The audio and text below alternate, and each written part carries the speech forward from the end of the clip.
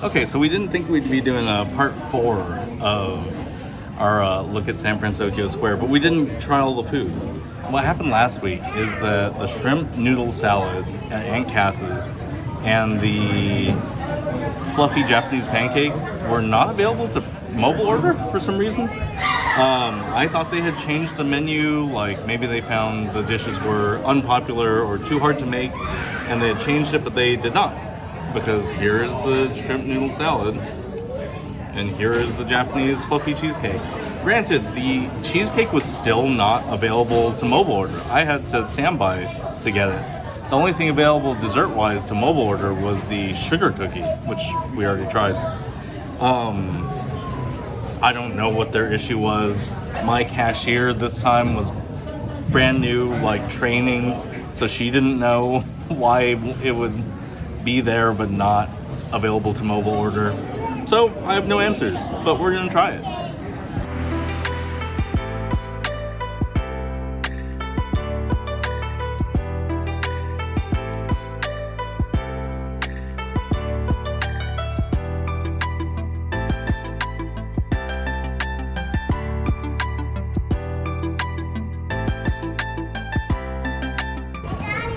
All right, look at this salad. It's so pretty. But we're gonna mix it up. So we've got crispy noodles on the outside. Those are the kind of like comes in a can, pre-fried crispy noodles. But there's like soba underneath, what looks like buckwheat soba, corn and edamame and tofu and a cabbage slaw. It all looks really good. I'm gonna pull out this giant stalk of cilantro. That's a bit much for me. Yeah, it's like a decent amount of shrimp in here. It also smells really good. It smells very peppery. Like, whatever pepper they shook on this, they were very generous with that shaking. Oh yeah, this looks fantastic. So colorful and bright.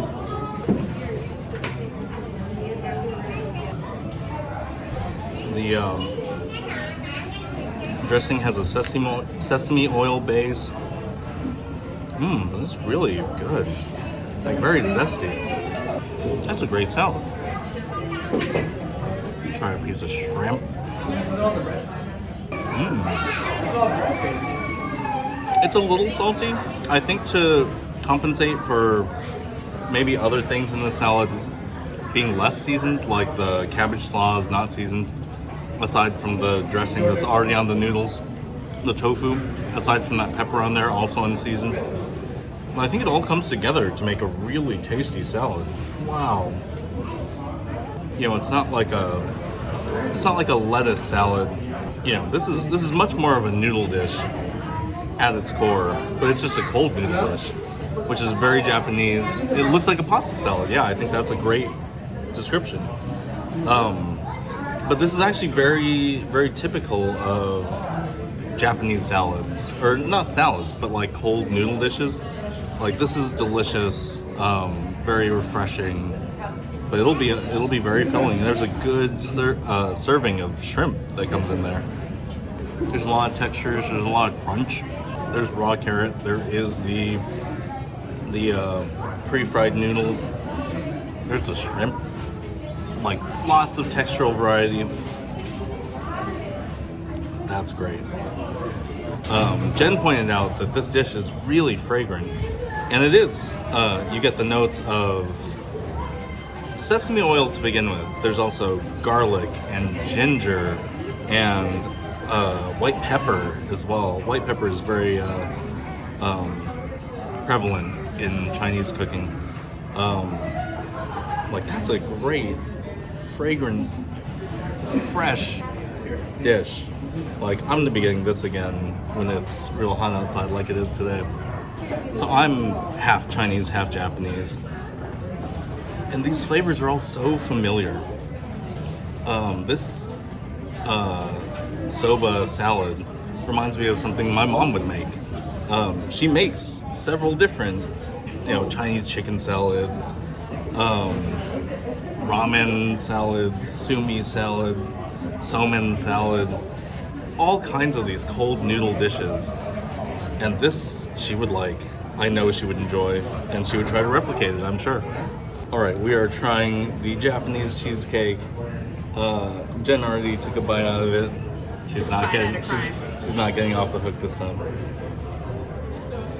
But you can't tell because she took the bite out of this side. Japanese cheesecake is fluffy and light and much more cakey than New York cheesecake.